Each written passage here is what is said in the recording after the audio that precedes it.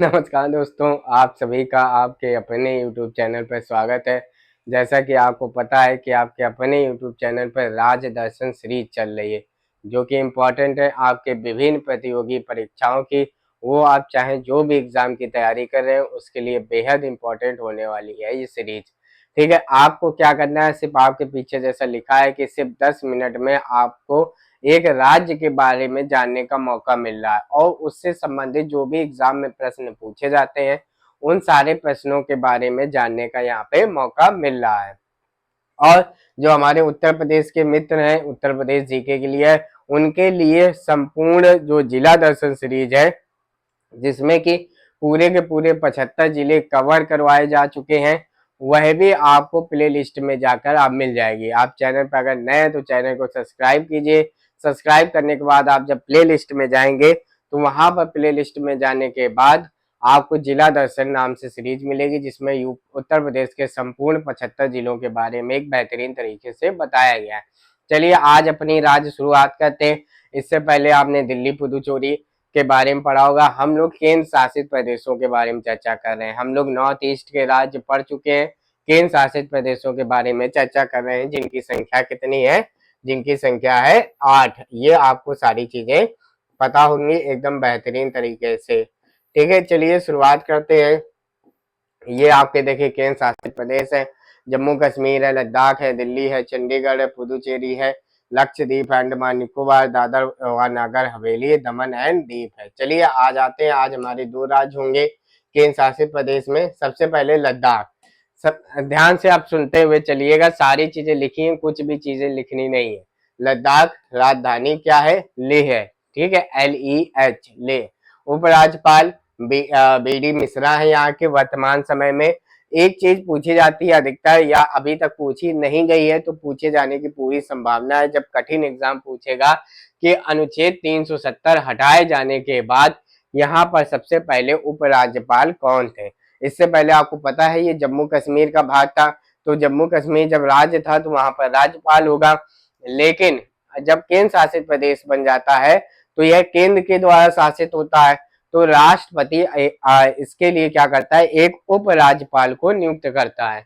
तो 370 धारा हटाए जाने के बाद यहाँ पर जो पहले उपराज्यपाल थे वो थे रामकृष्ण माथुर। कौन थे? रामकृष्ण माथुर थे।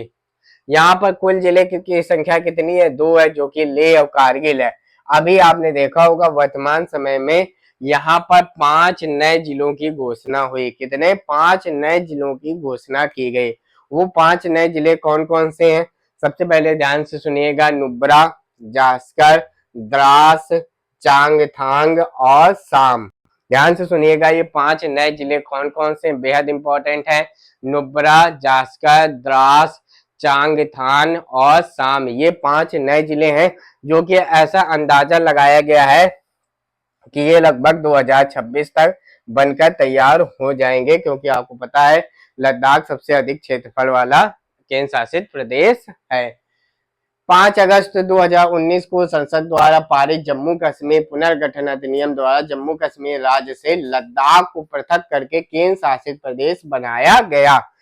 आपको पता है ये डेट आपको बेहतरीन तरीके से याद होगी, 5 अगस्त 2019 में जब जम्मू कश्मीर धारा 370 को समाप्त किया गया और समाप्त करने के बाद क्या किया गया, वहां से लद्दाख प्रदेश को अलग कर दिया गया और उसको केंद्र शासित प्रदेश बना दिया गया। इसकी प्रभावी तिथि कौन सी है? तो ध्यान रखिएगा 31 अक्टूबर 2019 है। ध्यान रखिएगा ये डेट इंपॉर्टेंट है कि 370 मतलब जब हटा तो ये जो विधेयक है ये पारित प्रभावी कब से हुआ, तो ध्यान रखना है 31 अक्टूबर 2019 से। लोकसभा सीटें कितनी है आपकी? 1 है। कितनी है? 1 है। क्षेत्रफल की दृष्टि से मैंने बताया सबसे बड़ा केंद्र शासित प्रदेश है। सीमावर्ती देश की बात करें तो पाकिस्तान है, अफगानिस्तान है। इसके जो पड़ोसी देश हैं, पड़ोसी राज्य की बात करें, जम्मू कश्मीर है, हिमाचल प्रदेश है। और क्या इंपॉर्टेंट है, विश्व की सर्वाधिक ढाल वाली चोटी, यहाँ पे ऐसे इस तरीके से ढाल वाली चोटी कहाँ पर है? वो है राकापोसी, लद्दाख में ही स्थित है। विश्व की सर्वाधिक ढाल वाली चोटी राकापोसी है, जो कि लद्दाख क्षेत्र में ही स्थित है। बाकी ये भौगोलिक स्तर पे बहुत महत्वपूर्ण है। जब भौगोलिक चर्चाएं शुरुआत होंगी तो लद्दाख के बारे में अलग जानकारी आपको प्राप्त होगी। इसके अलावा प्रमुख दर्रे की बात करें तो काराकोरम दर्रा है, जोजिला दर्रा है। जोजिला दर्रा आपको पता है भारत की सबसे लंबी सुरंग जोजिला सुरंग जो कि कितनी है 14 किलोमीटर की है।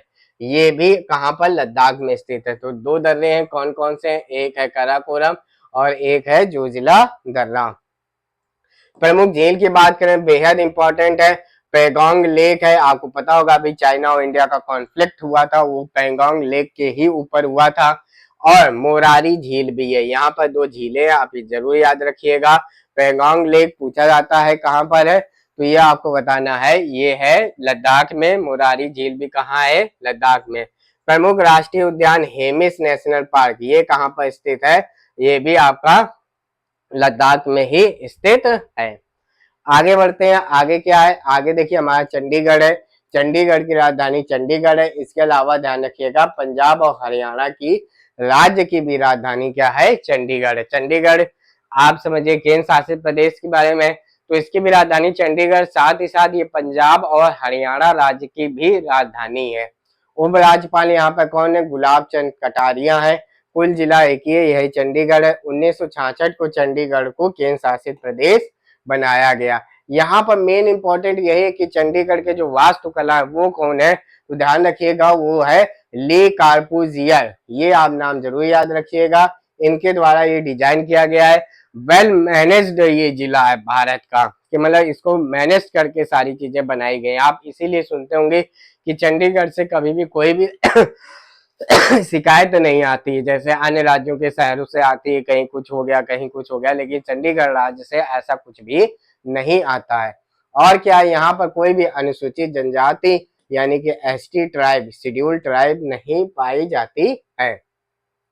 तो इस तरीके से हमारे आज जो दो राज्य थे कौन कौन से, एक हो गया आपका लद्दाख, एक हो गया चंडीगढ़, ये पूरे होते हैं। हम लोग सबसे पहले नॉर्थ ईस्ट के जो 8 राज्य हैं उनको कवर किया, और साथ ही साथ अब हम लोग केंद्र शासित प्रदेशों की ओर बढ़ रहे हैं। उम्मीद है आपको सारी चीजें अच्छी समझ आ रही हूँ। आपको सिर्फ 10 मिनट देना है और एक राज्य के बारे में कंप्लीट जानकारी, जो कि आप विभिन्न प्रतियोगी परीक्षाओं की तैयारी कर रहे हैं, उन सभी के लिए बेहद इंपॉर्टेंट है। आप जो हमारे साथ टेलीग्राम व्हाट्सएप ग्रुप में भी जुड़ सकते हैं। आप अपने विचारों को कमेंट के माध्यम से भी बता सकते हैं। धन्यवाद।